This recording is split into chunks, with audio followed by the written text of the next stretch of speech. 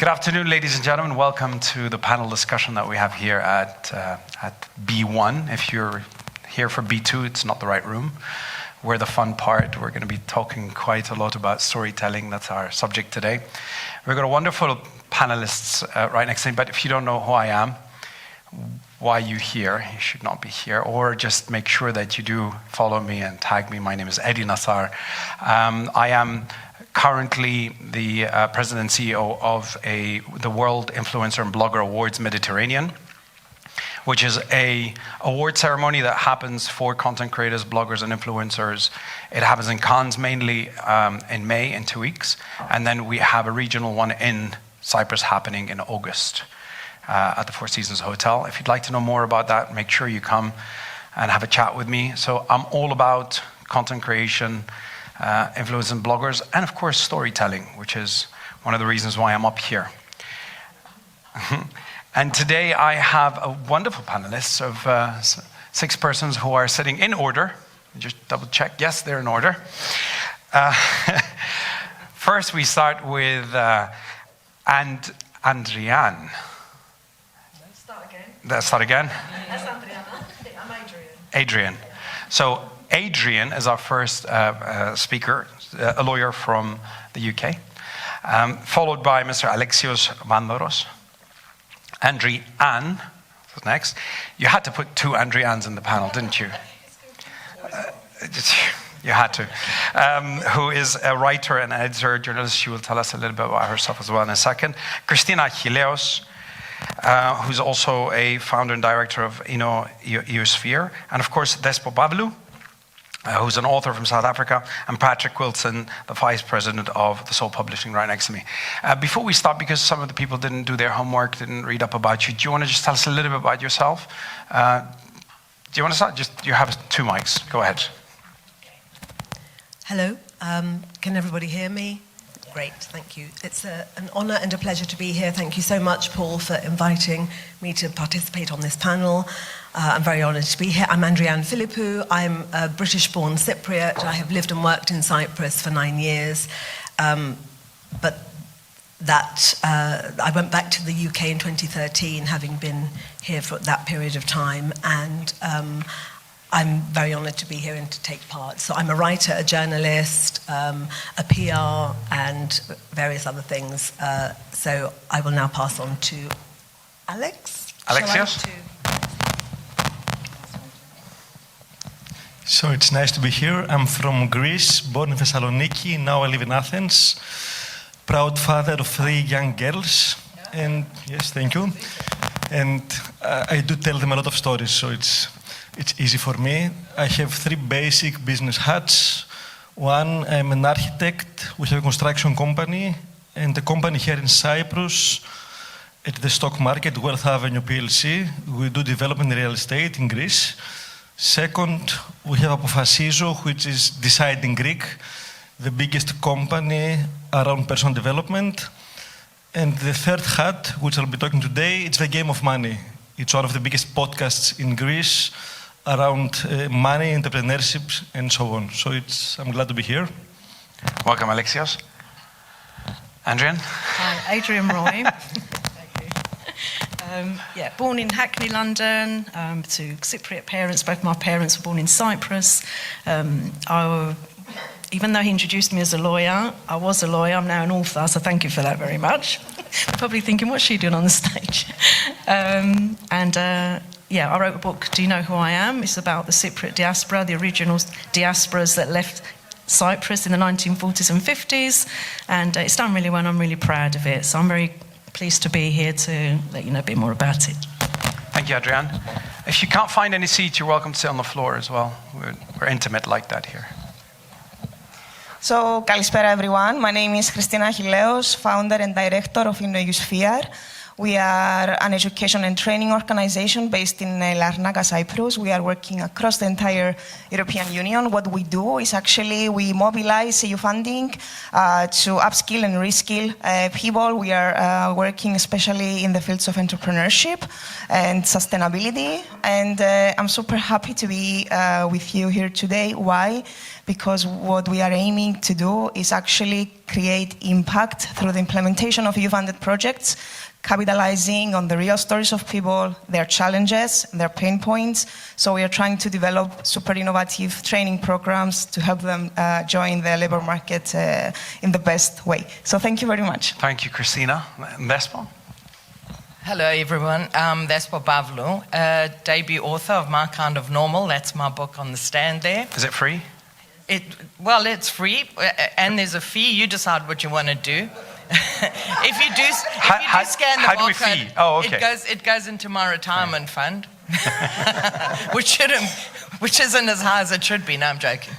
And actually, just quickly, let me tell you a story. When I met Stelana Gliris 1 second, I said to her, I'm an author, here's my book. And she goes, okay, and what do you do for money? So anyway, debut book. It's LGBTQ themed book. There's the socks to prove it. I'm actually here just to obviously promote the book and to speak to serious people with great minds to see what we can do about policy change or policy influence in Cyprus. Because the one thing I find lacking in Cyprus is a healthy gay community. And it's not to say that I want to, push my ideas onto anybody, but certainly you can see there's youngsters here who do want to live their life, but don't for various reasons. And I think society, religion, government is not supporting them. And I'm here to say I support them. I'm not an activist. I won't pick up a flag and march down the road. I have respect for people who do that. But I am here to sit down and have serious conversations and change people's minds, because that's how you change things, by listening to the other side. And it's very vital. And I'm here to present the other side's story. Thank you for having me, Paul. Thank you, Vespa. And Patrick Wilkins. Well, that's a hard act to follow.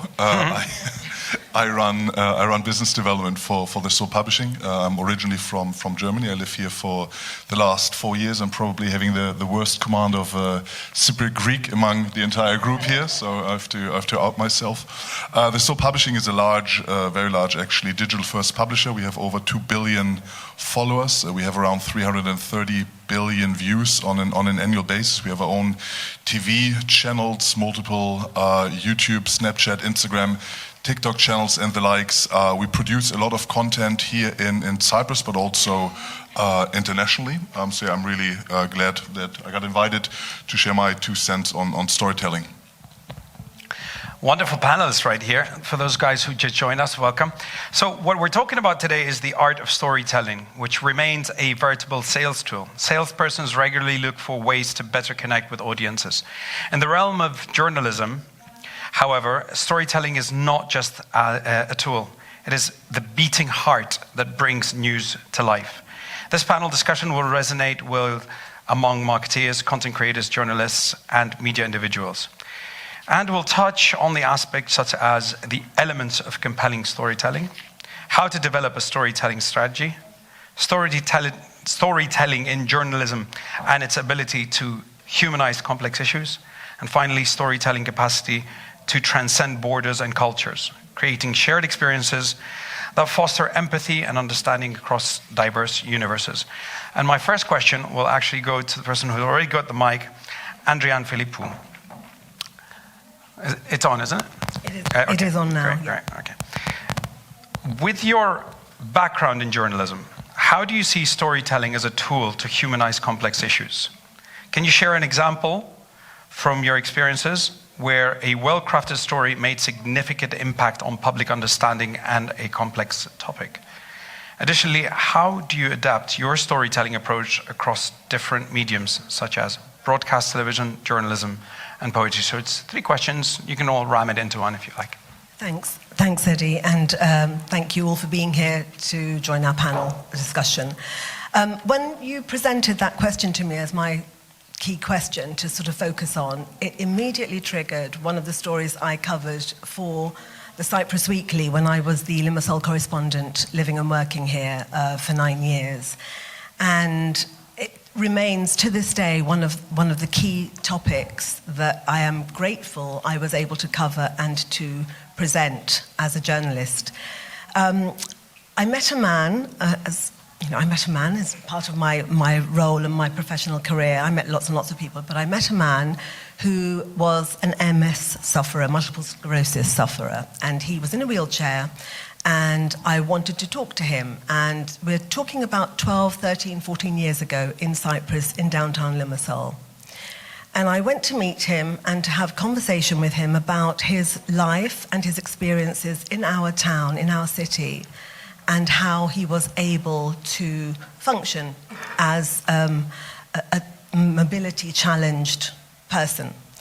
And I was quite horrified. I mean, this isn't going to be painting Cyprus and Limassol in particular in very gorgeous, colourful sort of picture at the moment, but it's the truth, it's the reality. And in answer to the question I've been posed, he basically told me how difficult it was for him to get around our city, to get around our town, to have a life which we all take for granted, being perfectly mobile, perfectly ably to sort of able to function. He would literally have to go around a corner on a side street and relieve himself in a plastic bottle, then screw it up and get rid of it somewhere. And it horrified me. And I felt at that moment that we forget, or maybe we don't forget, maybe we don't even consider it at all, other people in our society that we have a duty of care and should be and must be aware of and compassionate about. And I don't think in Cyprus, at that moment in time when I was then started going from this gentleman, exploring some of the ways that disability and what we take for granted as being normal, the difference and how it's presented and how it's portrayed was really touched me, and I wanted to share that as a trigger and as a story to enlighten people, to get the audience and the readership aware of what's going on, how we can make some changes, how we must make some adjustments in terms of policy and practicalities to enable people, because for me, the essence of what we're all doing here is expressing a voice, our voice, and being able to share that. And we take it for granted, and we think that everybody else can. But this man, I felt it was incumbent on me to share his story and help him find his voice through my column, through my authoring this article. It triggered me to then go on and explore even more how we welcome and embrace and facilitate other people with other disabilities coming to our island, say on a holiday or on a travel log, etc. And it was one of the things that I felt we don't do enough of, and I felt at that point that was a human complex issue that needed addressing.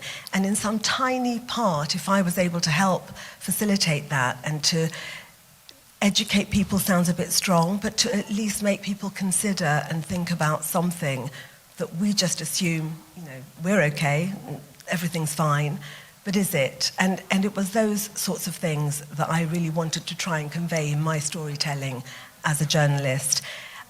Just as an add-on to this particular discussion that I've sort of launched into, my brother is now a sufferer of MS, my older brother, and it is frightening how I have seen his life and his ability to communicate close in, literally close in, as his cognitive behavior is controlled and diminished, as his physical ability is diminished, even as his thought processes are being diminished. And it makes me very aware that what we must do and what is absolutely critical is find a way to enable everybody to share their voice, their story, and to be seen and heard. And that's why I was so thrilled and delighted and honoured to be on this panel. So that's what I would like to say.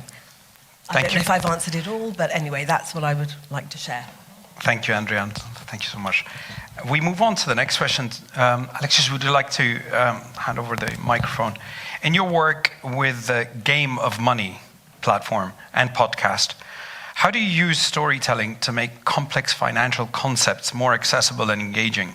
Can you share an example of a story that has been particularly effective in educating your audience? Okay, I can start with one of my own stories.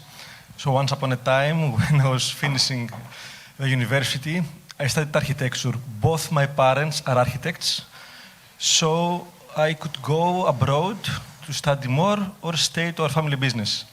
At that period of time, my parents were divorced, and we had a big debt around 500,000 euros, $500,000. So I could not go abroad. I decided to stay in Thessaloniki back then, go inside our office and find some ways to make more money, because as architects we would not make so much money. So I created my own construction company. I took the business from the architecture to the construction. It's better. For the next 3 years, through very, very hard work, it's 16 hours a day, 7 hours a day, I managed to pay out the debt. And you know, when you pay out the debt, money keeps coming. So this was around 2008. 1 year later, the big crisis came. You know, the Lehman Brothers thing that came to Greece. In Greece, everything starts and ends at the construction. This is our company. This is our structure in Greece of the economy. So then I had two problems and one thing that I decided to do. First problem, I was not doing what I was good at doing, you know, designing, architecture. Second problem, I was not making the money I was used to make. And you can do something you do not like for some time if you make good money. If you do not make good money, it's unbearable. But I decided to stay in Greece because I like very much my country, all of it, and I believe that you can solve the problems from the inside. So this story that I just told you was the one that made me create the Game of Money, the podcast, at the first COVID. It was 5 years ago exactly. Next week we have the 5-year anniversary. So I created the podcast. I'm not an economist, but I knew a lot of things about entrepreneurship. I knew a lot of things about real economy, not the economy that's been taught at the universities, and a lot about personal development, limiting beliefs, and so on. So through my story, I was able to create the Game of Money. And at the Game of Money podcast, we do two things. We have some of our own episodes, you know, just tell our point of view, and a lot of interviews. More than half of the podcasts, 150 plus, are interviews. So people share their story. And if I want you to stay with one thing about storytelling, people do not care about how good you are, how successful you are, how fancy you are. People relate to problems. What I just did was share my own problem, my own vulnerability, so you can get in touch with me. And if I provide a solution, then the story is very good. We need happy endings, that's for sure. So storytelling is a very strong way to create also businesses, and also money comes. It is the easy part. So I believe very, very much in storytelling. Thank you. Thank you, Alexios. Shall we move to Christina? Yeah. Christina, in your role at EU Sphere, did I pronounce that correctly? Yes, that's correct. Oh, wow. Okay. How do you use storytelling to communicate the value of innovative projects and secure funding? What storytelling strategies have you found most effective in making complex educational initiatives understandable and appealing for funders? Great, so thank you for this multi-level question. First of all, I'm going to share the following. A lot of people hear about EU funding and they think that it's a very elusive, let's say, sector, etc. But I will honestly say, after 11 years of serving my industry patiently and with passion, that in our role when developing projects and we have to draft compelling proposals, this is the word that the evaluators give to us, please deliver a compelling proposal, then we really need to become super competitive in terms of how we tell our story, okay? So things have changed a lot in the past years. So if you're not innovative in the approach, then most probably you're not going to get the funding, okay? So we care very much about the human element, and I will explain how the storytelling relates on this human element that we are transferring in our proposals. So we hear, like I said during my introduction, the pain points of the people that we want to train, but at the same time, because we are working a lot with collaborators around the EU, we also hear the stories of our collaborators, which might be themselves educators, they might be universities, they might be companies like us, etc. So we discuss with them and we hear their stories, we hear what they need, what they want to see next. So as an organization deeply focused on education and training, we really build on the human stories. And with our touch of creativity, we present a compelling story in the proposals. We care 100% about impact. So I'm going to share an example of how we managed to create a very compelling narrative based, let's say, on this very nice storytelling. A project which is currently running, funded under Creative Europe. We are actually cultural bees. We are trying to train young professionals in the cultural and creative industries of how to create their own business and sustain their own business. We think that entrepreneurial skills, for example, is something that they are lacking. They have the creativity, they have the nice ideas, but they're lacking entrepreneurial skills.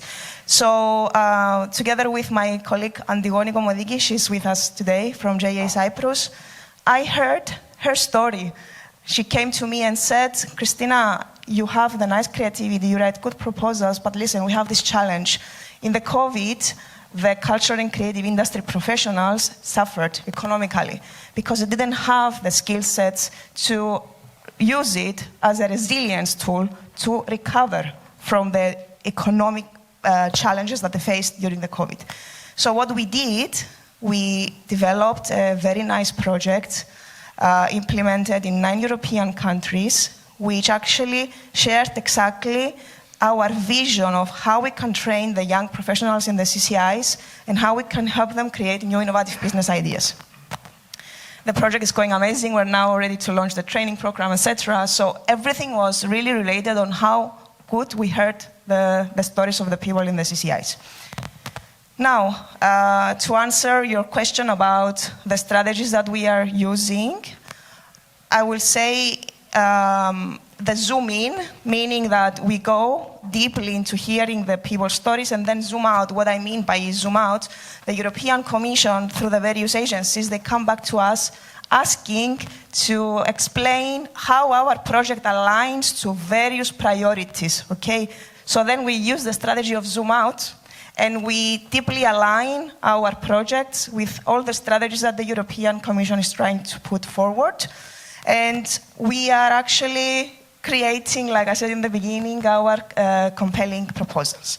Just to wrap up and to illustrate further how serious we are about hearing people's stories, InnoEusphere some months ago did a very noble move. We launched the first Larnaca Story Fest. It's the only event on a local scale that shares diverse stories of the people of Larnaca, not only from Larnaca, but also expats, digital nomads who live in the city, create, and are super active. That was a very successful event. We heard stories, and of course, from these stories, we always get nice project ideas for the future. Thank you. That's amazing. Thank you, Christina. Well, Despos, we're probably going to need 2 mics. I'm only joking. She needs no mics. Despo, I'll ask you the next question. Your book, My Kind of Normal, uses storytelling to advocate for the LGBTQ community. How do you believe storytelling can be a powerful tool for social change? And what advice would you give to others who want to use their stories to promote empathy and understanding? I always get the tough ones.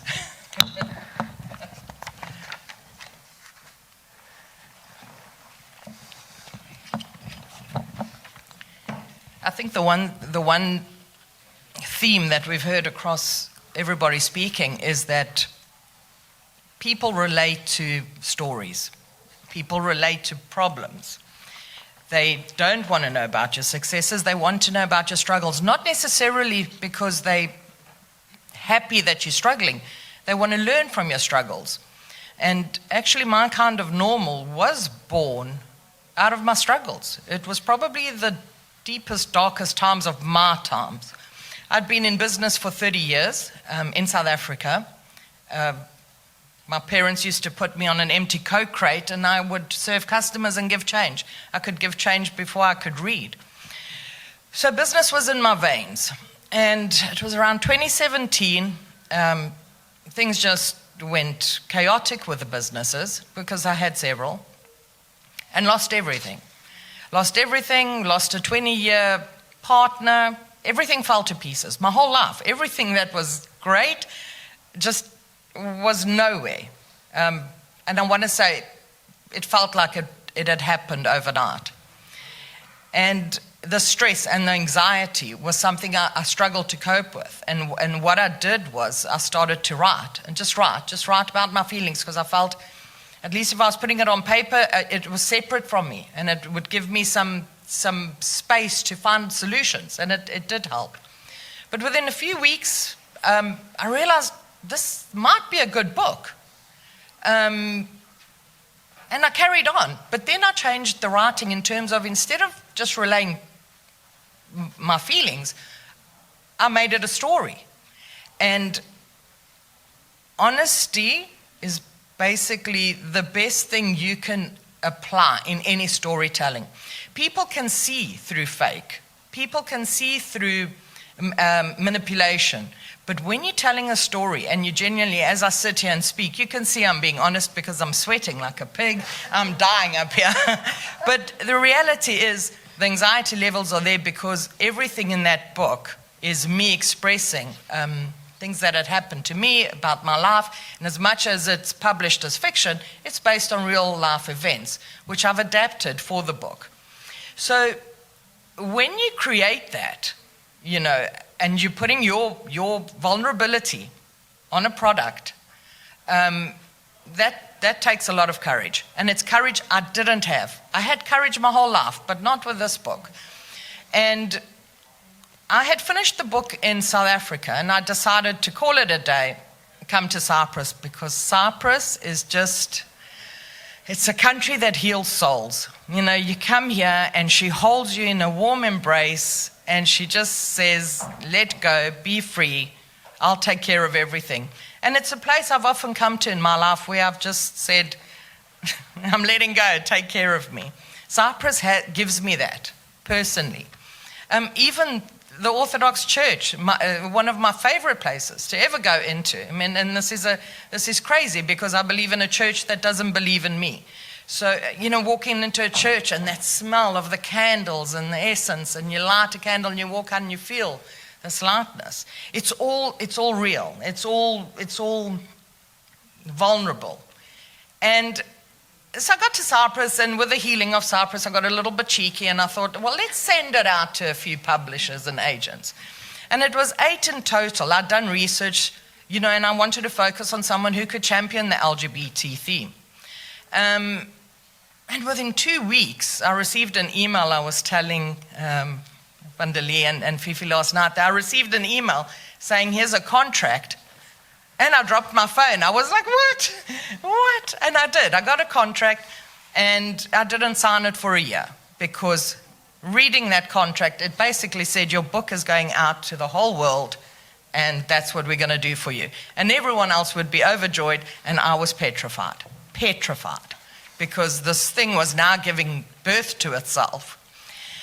And after a year, someone said something that resonated, and thank God I did, because when I was 18, I literally knew of no gays, nowhere, not on TV, not in our community, not in the country, nowhere. And had I had a book like My Kind of Normal, I think my life would have played out differently. Not to say I've had a miserable life. I've been loved by beautiful people, and I've got 4 beautiful children. Well, they're not children, they're all adults now, because I didn't have the courage to be myself. But in not having the courage to be yourself, you hurt people. You hurt yourself, and then you hurt people because you're not true to yourself. So here we are talking about truth, and I feel like, my whole life has, I've lived a lie because I hid behind this. I didn't want to accept this. I didn't want to be me. I didn't want to be gay, not at all. But of course, you can only suppress that for so long, and eventually it does come out, and then you've got to deal with the chaos that comes with that. But, you do. So it was launched. My Kind of Normal was launched in September 23, and it's garnered great success in the UK, in the US, South Africa. We're all very proud of it. But there was a time where I did fear it. And now I'm going to use it as a tool to really try and change policy. Because had I had that book, I would have had the strength to be me. And I'm hoping that book is possibly, and I know it has been because people have commented and said, you know what, thank you. I've actually given my mom the book. Hopefully she sees what I'm trying to say. Because in Cyprus, I don't know if they pretend like they don't know what it is, but they honestly look at you as if you've just crawled out of cheese when you say, you're a gay person. But over and above that, you take this is a huge topic. I mean, you look at the rights. It's like you, Eddie, saying to me, you know what? You cannot marry who you love. Who gives anyone the right to say that to anyone? And I don't mean to be arrogant sitting here and saying that, but I certainly would respect anyone you choose to marry. Can you offer me the same? And the reality is, here in this room, 80% of you are probably, go for it. Marry who you want. We couldn't care. But it doesn't resonate through in the laws, in government, and in families, in communities. South Africa has got the best constitution in the world. In fact, I challenge any country to try and match South Africa's constitution. Human rights, we applaud anything that gives you a right as a human. But the problem in South Africa is they don't implement it. So yes, I can marry who I want. I can marry the person of my dreams. But on the road, I'm unsafe because I'm probably going to be killed for loving a woman. So these are the things, it's not just that you get one thing right. You've got to get everything right. And it's a massive project, it's a massive task, and I understand that. But the reality is we have to get it right. We have to. Just people are killing themselves because they don't want to be gay. People are, and it's sad. It's unnecessary, actually. The other factor is once we do get the laws going for us, the socioeconomic benefits are amazing. I mean, we're sitting here talking about art and music and all sorts of things. People, if you want to make money, make it legal for the gays to get married, and you will see millions of gay couples coming to Cyprus and hooking up here, getting married and spending their honeymoon here. There is huge amounts of money to be left because this is what they're looking for. A beautiful, romantic Greek island, birthplace of Aphrodite, the island of love. Wow, who wouldn't want to get married here?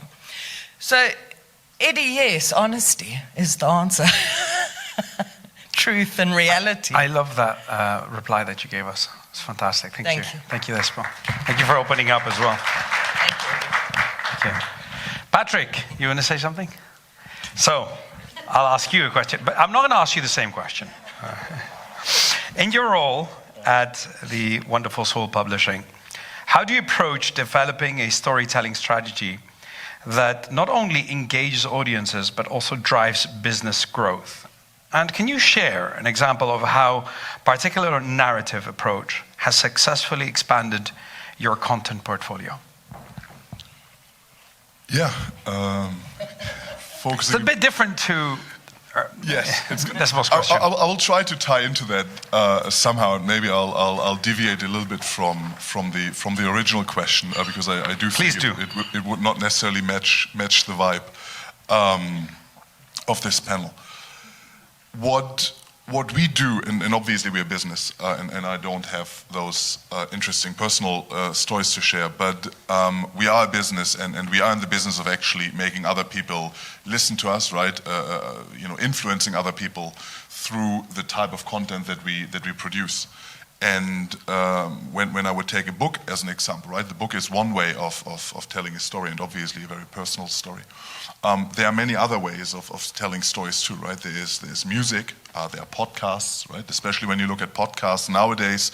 Maybe 5 years ago, I think it was 5 years ago when you started, it was enough to do a podcast. Nowadays, most people I know, they don't just do the podcast, they then also do the video of the podcast, right? And then they're not just showing like a 1 hour, 2 hour video, they're creating short form content out of that, because nowadays, not just on TikTok, not just on Instagram Reels, but also on YouTube, short form content is driving a lot of views, right? And when I tie that into, some of you are reporters, right, in the news media. I think one of the big topics that a lot of the traditional news media outlets have, either because they are still on print, which is pretty outdated nowadays, or because they're still on linear TV, which, to be very honest, is also outdated, right? There's absolutely no numbers to back up linear TV nowadays. Everybody is today on social media. So if you have a story, and all of you have beautiful stories, you need to make sure that the story is being presented in a great way, obviously, but you also need to make sure that people are actually able to connect to those stories. So that's one thing that I believe the Soul has quite a bit of an experience in. Again, we produce maybe around 12,000 pieces of original content. We then translate that type of content into 21 different languages. Obviously, that also means that we produce a certain type of content, right? It is easier to digest. It is not necessarily localized, right? If you would do local Greek, local Larnaca-related content, for example, which is super important and valuable, it might not translate that well into Spanish, Portuguese, Korean, Japanese, right? Not because, language-wise, but just because there's a connection missing. So again, we translate into 21 different languages. We are really on every social media platform imaginable. If you go at home, or if you go home and you have an Amazon Alexa there, ask them for a 5-minute crafts recipe. They will actually refer to some of our content. And I do believe, again, that's incredibly important, right? That you have a great story, but that you also find the right outlet for that story. And another really important point, I do not believe that any one outlet is right. I only believe that it has to be a 360 IP. It has to be available everywhere, because that's what the audience nowadays expect. Yeah. There's a reference right now, for example. I don't know if you've heard about it. There is GTA is a very famous game that will come out in 2026. There's The Mandalorian that will also come out in May 2026. There's the Avengers movie coming out in 2026. And usually you would say, well, what do gaming and movies have really in common, right? But nowadays, also because it's a very similar target audience, because the attention economy, everybody will try to get the news media, everybody will try to get the Twitch streams, everybody will try to get a share of voice on social media. It actually does matter that what maybe 10 years ago would have been two very separate things, right? A game release and a movie release nowadays actually competes for the same eyeballs, right? The same way that if you put out a book, about a very personal story, and somebody else puts out a video about the same story, or a podcast about the same story, you do compete for the same people. You do compete for the same audiences, and in that environment, the person that has that book available as audio file, which is something that I would read because I don't read books. I only read Audible.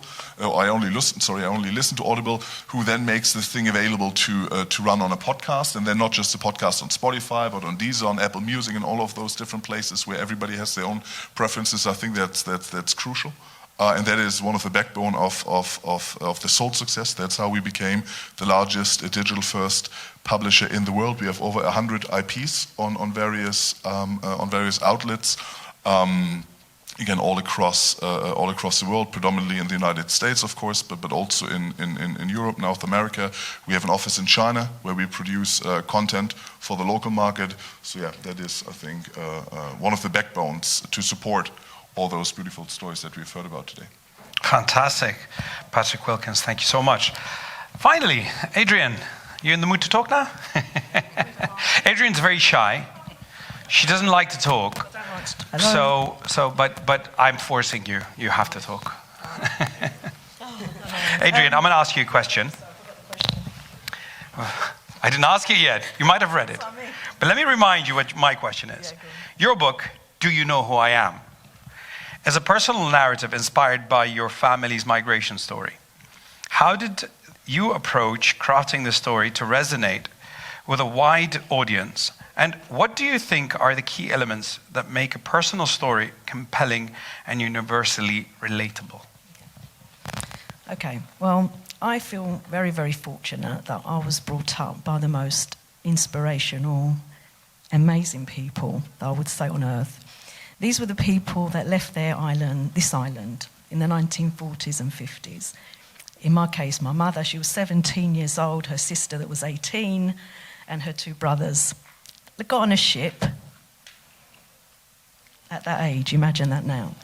And they took that journey. In my case, they ended up in London at a time when it was post-war, absolutely freezing, not what they expected. Someone must have told them that the streets were paved in gold. They turned up at a port.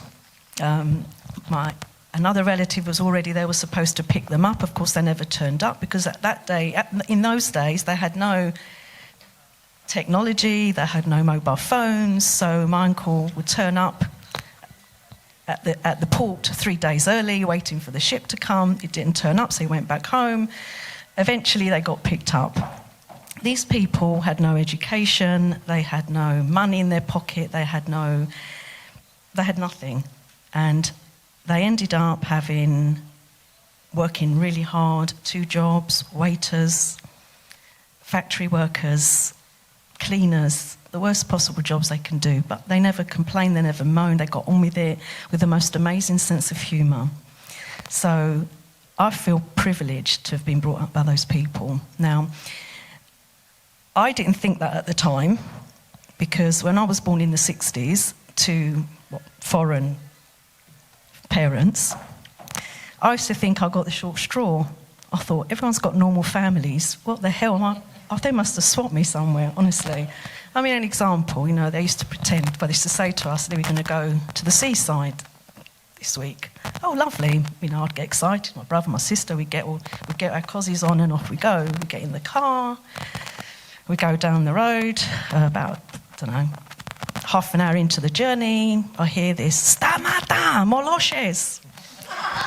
Moloshes? Moloshes. It's like spinach. Sorry, what is that? Do you know what moloshes is? It's like a green spinachy thing. Right? Spinach? It's like a spinach, yeah. Ah. Yeah, so my mum, she obviously spotted it on the road. So we brake, they get out of the car, they'd run into the field, no trespassers. Me and my sister going, what the hell are they doing? So they start loading up the spinach in their skirts, because they didn't have any bags. And next, half an hour later, we're still there, waiting to go to the sea. So then they get in the car, we set off. Right, okay, at least we get in there now. We get there. All the Inglesi are sitting on their nice deck chairs. And I missed a bit, sorry. When we got to the Moloshes bit, another car pulls up, and it was my uncle with his family. So there's 2 of us now, 2 loads of cars. And we then turned up to the beach. And a couple of stories short, we get to the beach, and all the others, everyone's on the beach enjoying themselves, and out we come, 2 carloads of kids, adults, uncles, aunties. We take over the beach, obviously, so everyone now is moved away. We then get out the blankets, all the sandwiches, and we get out the suvlan, and we start doing the suvlan on the beach. And everyone was thinking, who are these people? Let's get away from them. I'm thinking, what, this can't be right. This is not normal. This is not normal behaviour. This is embarrassing. I'm so embarrassed. That was just one element. There's so many things. I mean, you mentioned earlier that you couldn't marry who you wanted to marry because you're gay. I don't think it makes no difference if you're gay or straight. They made it perfectly clear. You are not got no boyfriend, no nobody, no marry nobody. And if an S is Greek, they're not going to marry no one. So we had all this. We couldn't choose who we were going to marry. You must be joking. So we had all this. And as I say, I was a bit bitter about my upbringing, I've got to say. I was a bit of a rebel. Anything they wanted me to do, I wanted to do the opposite, because I felt really angry. I wasn't allowed to do what I wanted to do. And it was my own fault, really. Fancy telling a Greek mother you want to be an actress. What's the matter with you? Well, that was the end of that. I didn't even suggest it again. She wanted me to be a doctor. And the only reason I found out she wanted me to be a doctor was because when we got to the school option night, she went straight to the biology teacher and she goes, my daughter, she's going to be a doctor. When I come from Cyprus, we're sick, a lot of people get better, she's going to be a doctor. News to me. I didn't even do physics or biology. I don't know what she thought. So, of course, we have a massive row at the school. She pulls my hair and all this stuff. There was no social services in those days. So we did all this. Anyway, I could write a book about it. My book is called Do You Know Who I Am? Because we had a Jude identity. I was English at school, went out, and Greek at home. So I thought, when I got a bit older and I realised how amazing these people were, really. I know I didn't like it at the time, but I started to write about them, and I thought, I kept all my notes and obviously vivid memories of when I was being brought up. But obviously I wasn't there when they made that journey. So I thought, well, I've got to interview them, really. How else am I going to hear it from the horse's mouth? By this time, they were about in their 80s. So I sat them down, the siblings all together, all still alive at this point, and I said, Ben, what happened? Because we all know the story. They all got on the ship and they all went to a country, whether it was England, America, Australia, wherever, South Africa. But I didn't really know how. What do you mean you got on the ship? And they told us, well. And funny how there was 3 of them at the time, and I asked them exactly the same question. They were there at exactly the same time, and yet they remembered something completely different about that journey. One remembered that. There was so much food on the ship that I've never ate so much food. The other one remembered that there was an accordion player, and they were playing an accordion on the ship, and he was, And my mum, poor thing, she didn't remember a thing because she was seasick the whole journey, so she hated the whole thing. So, 3 different people, the same question on the same ship, completely different narrative. Absolutely. I could go on, but I'm not. I'll just say, you said about how it could be so universal. That story is everybody's story. It wasn't until I got the reviews from the book that Italians and Indians and every nationality were writing to me saying, oh my God, you wrote about my story, you wrote about my life. I was so overwhelmed, and I really wasn't expecting that. I only wrote the book because of my son. I wanted my son, who was a bit westernised, and I thought, he hadn't got a clue about what was happening. He knew his yaya as someone who used to throw the slipper at him when he used to do something naughty. But when he read the book, he goes to me, Mum, I didn't know yaya was like that. How would he? He didn't know that his yaya, 17, got the... And it was his age when he actually read the book. She was, I can't believe she got on the ship and went over here. He was so in awe of her. And their relationship completely changed. He respected her. Their relationship was a lot better. He used to speak to her in Greek with pride rather than going, oh, Mum, she's talking to me in Greek again. Oh, she's bloody saying, all this. Completely changed their relationship. So for me, that was amazing that I've changed his perspective of our own family. But when I was getting all the reviews back and honestly, I'm going to cry. It was so overwhelming that, their story is everybody's story around the world. And when you said about, what you write about, you've got to write something that's true, passionate. And I didn't have to make anything up. I had all my content from them, the whole 34 years of it. I didn't have to write, make anything up because they told their own story. And I've just got to finish off with one thing, just to let you know what sort of people these people are. My mum's very religious. And one of the reviews that came in was from the Archbishop, Greek Cypriot, Archbishop Grigorios, who's passed away, bless him now. And I thought, right, that's it, she's going to be proud of me now. So I went up to her, I says, Mam, dzień dobry, william bo έγραψα. Και έβασεν το αρχιεπίσκοπος και θέλει να με δει, άρεσεν του και θέλει να με δει. Ναι, μπράβο, ποτέ να έρθεις να αλλάξεις τις κουρτίνες. So, you know what, that is, you know, forget this megalia, you know, they don't give a shit about what you do. All they want you to do is be happy, practical, and all this megalia, fantasias, she's not interested in. So I just wanted to say that to you. Ladies and gentlemen, Adrian! By the way, it was You lied to me. Oh no, I'm going to blow my own trumpet now. You lied to me, I have to say. No, I You said, didn't. I don't like to speak on the mic, I don't want to do it. Not first. I don't like going first. I hate that. But now that these inspired me, these people here. I'll tell you what, Yeah. he didn't pay attention except when you said Molosha. Do you know what Molosh is? Do you know what Molosh All is? the time, he's looking at his phone, you said see? Molosha, You he see? gave you full attention. These are real stories, real people. And most people, even though it's not Moloshes, it could be a hasha. We had the trees picking. I forgot the limpets at the beach. I forgot the limpets. Everyone was in the sea. No, we had to roll up our trousers because the tide's gone in now.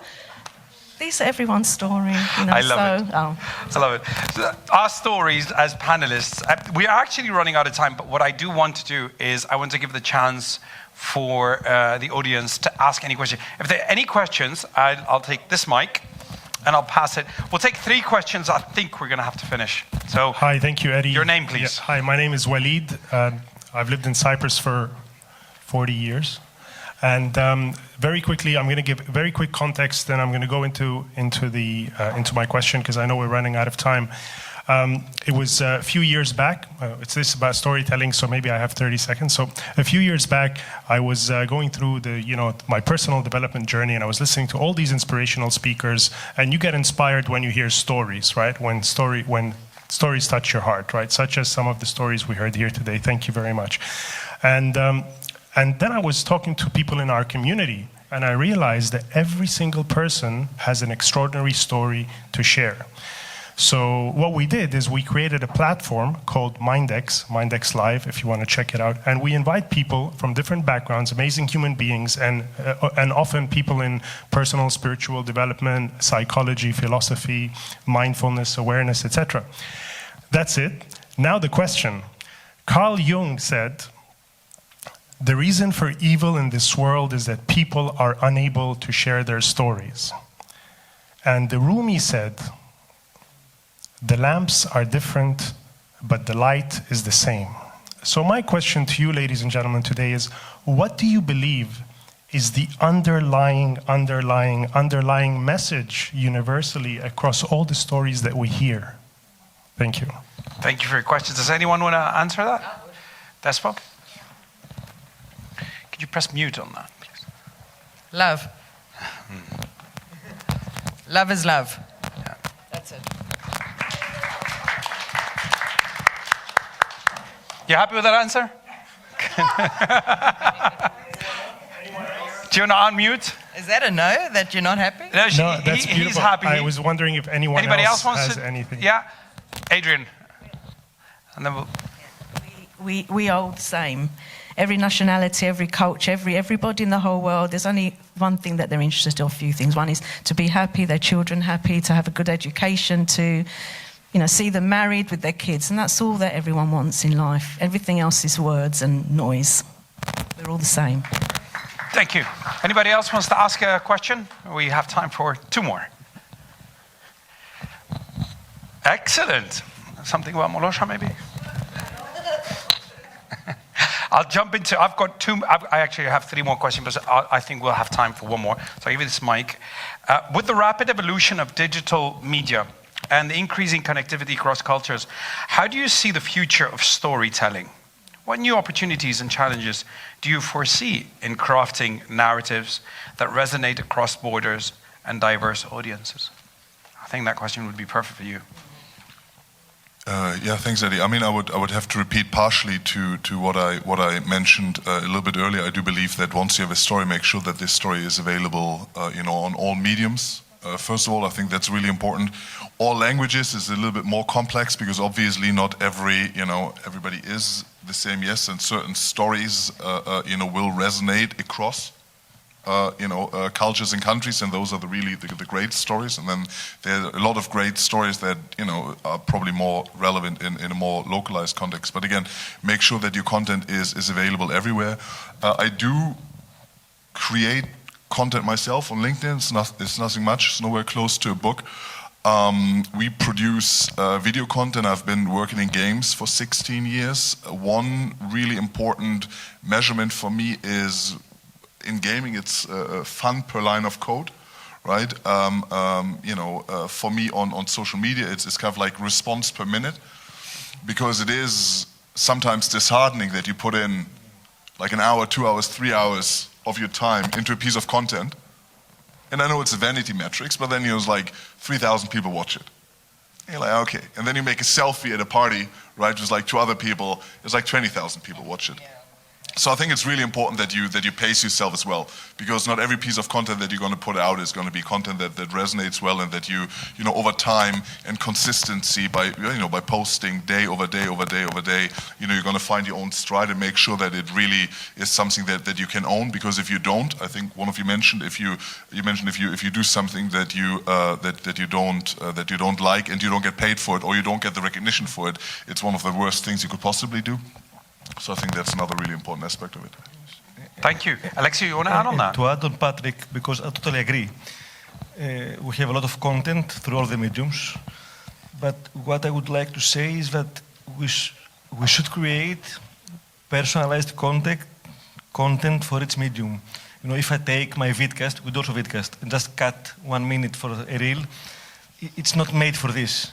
So I have to take the time, it's very time consuming, to make a short form video and to try to tell my story in 1 minute. And what I have seen from my experience, the videos that are going viral, more viral than others, are the one that I share some personal story or a struggle or something like this. So we now have a free way to do it, but we need to spend the time and be authentic. Whereas all of you here, just not tell the story they want to hear, tell your story. Authenticity. Anybody want to add, or should I ask another question? No? Okay. So one more question, and I think we got 3 minutes left. So given the diverse backgrounds of our panelists, from the literature, journalism, to business and technology, how do you define the core elements of compelling stories? And how do these elements transcend different fields and audiences, if anybody wants to? I think one of the ways I would express my response personally to that question is I love writing poetry, and I'm creating a poetry festival in my town in England, and I love the essence that poetry gives people to be completely vulnerable, completely open, completely expose themselves. The group sessions I run every month are effectively a sort of collective counselling group almost. But we have prompts. I issue prompts, exercises, etc. We create our work on the back of those prompts. We come back the following month with what we've created and shared, and then the essence of every single outlet, bit of work that comes back from that is how touched emotionally everybody is. It doesn't matter what the topic is. It can be about, an old pair of trainers. It can be what the hell you can kind of choose. But the essence is it moves us all. And I think those triggers are what storytelling is really about. It's what resonates. And when you open yourself up, we've all touched on it today, I think, the vulnerability, the being raw, the being authentic, literally sharing your soul, whether it's on paper form. And I say poetry specifically because we talk about different mediums and, modern technology and all the platforms we have. Oh my God, it's really quite beguiling and bewildering. But the written word, the spoken word, essentially, whatever platform you apply it to, you of course have to adapt the story to the medium. You know, if it's visual, if you want to create an expression that's going to be immediate and visual, if it's going to be lyrical, if you're going to listen to the intonation, if you want to hear some of the sound bites, and you know, there are so many different forms that we must use to explore. But essentially, for me, ultimately, was I moved? I did an open mic night a couple of years ago, and I presented a couple of my pieces of work, and I think the most fulfilling element for me was somebody running up to me afterwards and crying and saying, "Oh my God, you made me cry." Now that's a bit mean, isn't it, to make people cry? But actually, I was so touched because it meant that she got what I was trying to say, and that was the critical thing for me. So that's all I wanted to say. Thank you, Adrian. Exactly to what Adrian said now, I think there's also a bit of a magic to the co-creation of stories. So like sharing your original story, but at the same time making the audience feel like they're sharing as well their own story and co-creating the stories together. Thank you very much. Ladies and gentlemen, if you don't have any other questions, we did actually run out of time, so I'd like to thank our panelists, our speakers today. Was there a question? No? Okay, that wasn't a question. So can we have a round of applause, please, for Adrian Roy, Alexios Vandoros, Andrian Philippou, Christina Achilleos, Vespo Pavlou, and Patrick Wilkins. And I've been your host for this event, Eddie Nassar. Thank you so much. If you'd like to speak to the guys, they're going to be around. You can scan their badge. You can have a chat with them. Thank you so much for being with us. Thank you.